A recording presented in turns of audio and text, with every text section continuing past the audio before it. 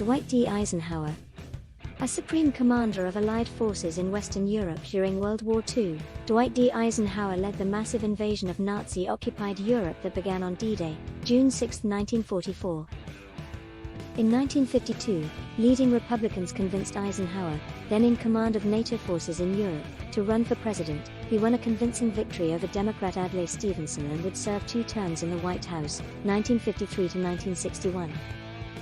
During his presidency, Eisenhower managed Cold War-era tensions with the Soviet Union under the looming threat of nuclear weapons, ended the war in Korea in 1953 and authorized a number of covert anti-communist operations by the CIA around the world.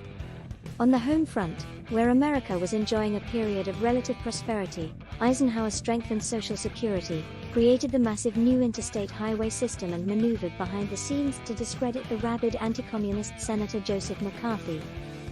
Though popular throughout his administration, he faltered in the protection of civil rights for African Americans by failing to fully enforce the Supreme Court's mandate for the desegregation of schools in Brown v. Board of Education, 1954. Eisenhower's early life and military career. Born in Denison, Texas, on October 14, 1890, Dwight David Eisenhower grew up in Abilene, Kansas, as the third of 7 sons in a poor family. To the distress of his mother, a devout Mennonite and pacifist, young Ike, as he was known, won an appointment to the U.S. Military Academy at West Point, New York, and graduated in the middle of his class in 1915. While stationed as a second lieutenant in San Antonio, Texas, Eisenhower met Mamie Geneva Doud. The couple married in 1916 and had 2 sons, Doud Dwight, who died of scarlet fever as a small child, and John. World War I ended just before Eisenhower was scheduled to go to Europe, frustrating the young officer, but he soon managed to gain an appointment to the Command and General Staff College at Fort Leavenworth, Kansas. Graduating first in his class of 245, he served as a military aide to General John J. Pershing, commander of U.S. forces during World War I, and later to General Douglas MacArthur, U.S. Army Chief of Staff. During his 7 years serving under MacArthur, Eisenhower was stationed in the Philippines from 1935 to 1939. Eisenhower in World War II. Eisenhower returned soon after Nazi Germany's invasion of Poland sparked the outbreak of World War II in Europe. In September 1941, he received his first general's star with a promotion to brigadier general.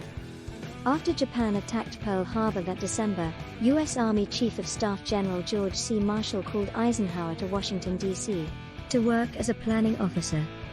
Beginning in November 1942, Eisenhower headed Operation Torch, the successful Allied invasion of North Africa. He then directed the amphibious invasion of Sicily and the Italian mainland in 1943 that led to the fall of Rome in June 1944. Made a full general in early 1943, Eisenhower was appointed Supreme Commander of the Allied Expeditionary Force in December of that year and given the responsibility of spearheading the planned Allied invasion of Nazi-occupied Europe. On D-Day, June 6, 1944, more than 150,000 Allied forces crossed the English Channel and stormed the beaches of Normandy.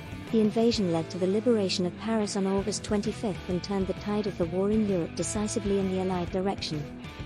Having risen from lieutenant colonel in the Philippines to supreme commander of the victorious forces in Europe in only 5 years, Eisenhower returned home to a hero's welcome in 1945 to serve as Chief of Staff of the U.S. Army.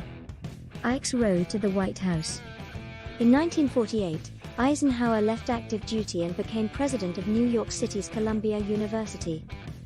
His brief return to civilian life ended in 1950, however, when President Harry S. Truman asked him to take command of the new North Atlantic Treaty Organization, NATO, forces in Europe. In that position, Eisenhower worked to create a unified military organization that would combat potential communist aggression around the globe.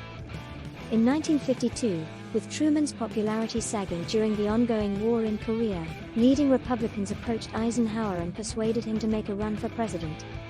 After mixed results in primary elections against the Republican frontrunner, Senator Robert A. Taft of Ohio, Eisenhower resigned his commission in the Army and returned from his NATO base in Paris in June 1952.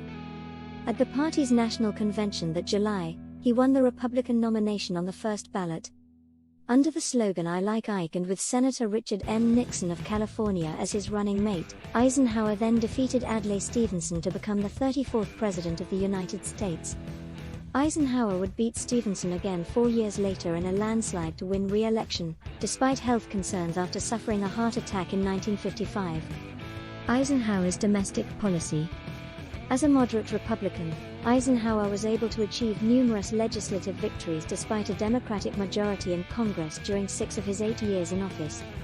In addition to continuing most of the New Deal and Fair Deal programs of his predecessors, Franklin Roosevelt and Truman, respectively, he strengthened the Social Security program, increased the minimum wage and created the Department of Health, Education, and Welfare. In 1956, Eisenhower created the Interstate Highway System, the single largest public works program in U.S. history, which would construct 41,000 miles of roads across the country. During Eisenhower's first term, Republican Senator Joseph McCarthy's anti-communist crusade violated the civil liberties of many citizens, culminating in a series of sensational televised hearings in the spring of 1954. To preserve party unity, Eisenhower refrained from publicly criticizing McCarthy, though he privately disliked the senator and worked behind the scenes to diminish McCarthy's influence and eventually discredit him. Eisenhower was even more hesitant, however, in the realm of civil rights for African Americans. In 1954, in the case of Brown v. Board of Education of Topeka, the U.S. Supreme Court had ruled that school segregation was unconstitutional. Eisenhower believed that desegregation should proceed slowly, and was reluctant to use his presidential authority to back up the enforcement of the court's verdict, though he did send federal troops to Little Rock, Arkansas in 1957 to enforce integration of a high school there. Eisenhower did sign civil rights legislation in 1957 and 1960 providing federal protection for black voters. It was the first such legislation passed in the United States since Reconstruction. Eisenhower's foreign policy. Soon after taking office, Eisenhower signed an armistice ending the Korean War. Aside from sending combat troops into Lebanon in 1958, he would send no other armed forces into active duty throughout his presidency, though he did not hesitate to authorize defense spending. He also authorized the Central Intelligence Agency, CIA, to undertake covert operations against communism around the world, 2 of which toppled the governments of Iran in 1953 and Guatemala in 1954.